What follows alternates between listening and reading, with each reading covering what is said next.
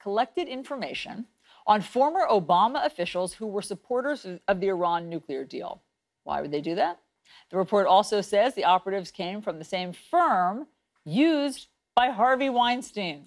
Ronan Farrow broke this story. He joins us now. That's an interesting coincidence. It is. So the firm is called Black Cube. Right. And give us the headline of what you've learned about how this connects to the Iran deal. Black Cube is this international elite private intelligence agency staffed by former members of the Mossad and other Israeli intelligence units. And what they did here was dig into the personal lives of former Obama administration officials. We uncovered documents showing that they were tracking the types of cars they drove, events in their personal lives. Which ones? Which Obama officials were the targets? So a number of them, but two prominent ones were Colin Kahl and also Ben Rhodes. And, I'd point out Kahl is interesting because he was a prominent advocate of the Iran deal, but also sort of a low-level policy wonk type.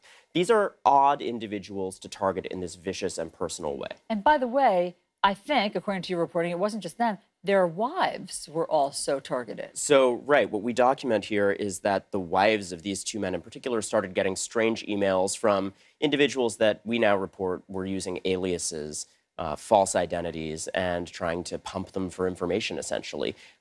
Things like a shell company called literally Shell Productions reaching out to say, will you consult on a film about foreign policy? Why were they doing that?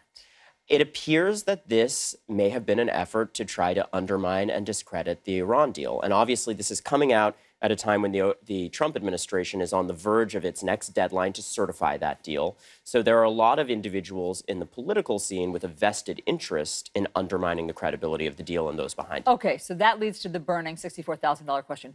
Who hired Black Cube, this, private investigator firm? Who hired them to dig up this story? You're exactly right. That is the question. I have to be careful to stick to what we've reported so far, but what I will say is the picture is a lot murkier than we thought it was as this story began to emerge.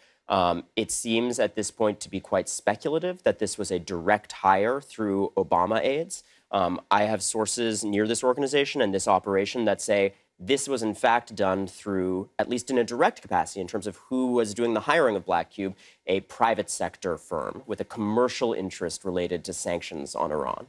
Okay, so a private sector firm that doesn't want sanctions, but have you been able to make any ties to the Trump administration? So that continues to be the question. All we know is that there are some individuals around this who feel strongly that that's the case.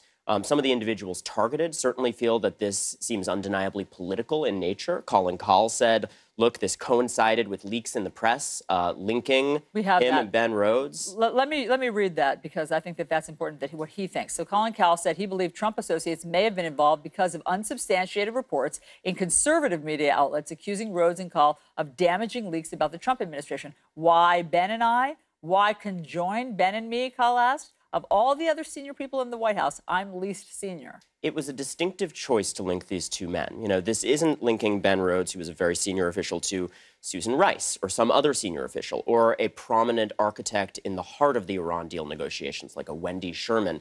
This was a relatively lower-level guy, as he points out in this quote. And for some of the individuals involved, that seems like a suspicious sign that it matched up with rhetoric from Trump administration officials, linking them in the same way. And so is the sense that this was about the Iran deal, really, or is this retaliation for something? What did you learn?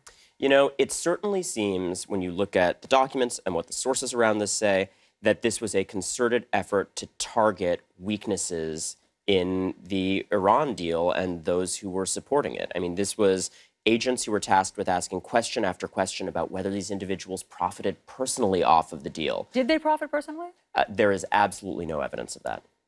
And so what were some of the tactics? I mean, this is chilling stuff. When your wife starts getting a call about her kid's school, tell us about some of the tactics that they were using. It's extraordinarily upsetting when you're targeted by this kind of a campaign. And that's one reason why I think these stories are important. Obviously, this is the same firm that was employed by Harvey Weinstein's attorneys to dig up dirt on women who were coming forward with sexual assault allegations. And many of the same tactics were employed, looking at their sexual histories, looking at where they lived, what they do, who they hang out with, detailed lists of addresses and phone numbers for everyone they're in contact with.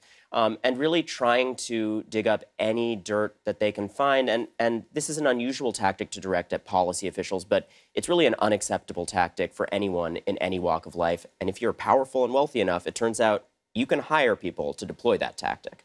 Ronan Farrow, thank you for the great reporting. Please keep us posted on what you learn next. Thank you, Alisyn. Great to talk to you. Good to be here. All right, we're following a lot of news, so let's get right to it. Are you confident the president will not take the fifth in this case? Oh, how could I ever be confident of that? There's going to be evidence of payments to other women. There is a legal issue if the president, his credibility is thrown this much into question. He's saying he didn't know about it when the payment occurred. He found out about it after the fact. I don't think the American public cares much about this. Rudy Giuliani needs to get back into lawyer mode and only speak of that which he knows. Just inconsistent with who we are as a people to have someone who is intimately involved with torture. She would be willing to step away from this if it was going to be too tough. She is very highly qualified, and she's excellent at what she does. This is New Day with Chris Cuomo and Alisyn Camerota. Good morning, everyone. Welcome to your new day. It is Monday, May 7th, 8 o'clock in the East. The news keeps rolling in, so let's get right to it. Rudy Giuliani is still trying to get his story straight.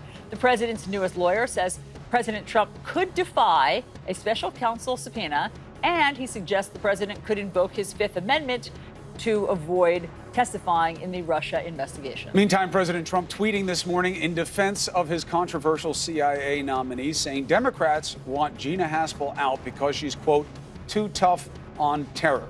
Sources now tell CNN that national security officials are working on contingency plans in the case that Haspel falters when she is grilled by senators about her role in Bush-era terror interrogations. So let's bring in CNN senior political reporter Nia Malika Henderson and CNN political analyst David Gregory. Let's start with the big headlines here and work our way down, if you would. Rudy Giuliani goes out there and says, subpoena? We're not going to comply. And why? Because people lie. That's why, David Gregory. Yeah, and really laying it at the feet of investigators, the FBI, who he's called stormtroopers, a special counsel and his team that he's talking about manipulating evidence. It's a sad turn for the former U.S. Attorney of the Southern District of New York and Mayor of New York, Rudy Giuliani, but he's involved in a different game. He's so far been quite ineffective, admitting that he is not up to speed on the facts of the case, of all of the questions surrounding President Trump, which is hurting his client. But he's playing a different game, a political game, a PR game, of trying to undermine the process, to undermine the investigation, and to say that his client shouldn't be part of it at all, even though he wants to testify. So I think Giuliani is really doing the work of working the process, working the system here to try to undermine whatever conclusion Mueller ultimately reaches. You know, we always talk about how the president wants to testify. I feel like that's like me wanting to work out today. Like, I know it's never going to happen, but I say that I want it. But it's never going to happen, and I know that. And so I feel like we keep giving the president credit, or somehow like he wants to testify, but his lawyers won't let him. But that's never going to happen, Nia Malika. Right. I think that's exactly right, and I agree with you in your workout analogy. I'm the exact same way with working out. So the president gets credit. Of course he wants to testify. Obviously, if he wanted to testify, he would testify. But he is, playing this, sort of this strategy where he won't testify because it's not fair. Because this is an investigation he has said that is essentially run by Democrats, angry Democrats. He has said before. He's talked about Mueller being too tarnished and working for the Obama administration. Therefore, he must be unfair. Therefore, he must be a Democrat. And it's certainly something that will work with his base. And we know that, right? We know that his base is very attached to him. He has talked about his base being with him. So that is the strategy. Who knows if the base isn't enough to win, though. Yeah, the base, that's exactly. the problem. Exactly. The base alone isn't enough to win. I think that's exactly the mandate was always to grow. We forget now, but out of the box, they had an initiative that didn't get a lot of attention called DJT 100 that Jared was supposed to oversee reportedly to get his popularity as near 100 as they could get it. Now, look where he is. So this idea of never going to happen, I'm not ready to say that at all. I think there's a good chance it happens. But here's the rationale of Rudy Giuliani about why pleading the Fifth is a legit option here. Are you confident the president will not take the fifth in this case? Oh, how could I ever be confident of that? When I'm facing a situation with the president and all the other lawyers are, in which every lawyer in America thinks he'd be a fool to testify, I've got a client who wants to testify. Please don't. He said it yesterday. And, you know, Jay and I said to ourselves, my goodness, I hope we get a chance to tell him the risks that he's taking. Get plenty of chances to tell him. And, you know, where they're right to be skeptical here is just because the president says something doesn't mean he's telling the truth. However, David Gregory, let's look into the future. If he doesn't testify, if he doesn't meet with the special counsel, how do they end that probe? What does this mean for the midterms? What does this mean for elections against him, where these questions are just swirling over his head? You know, and the whole propaganda machine that is working for him right now will be equaled and bettered by his opponents. You know, the president, I think, in his mind,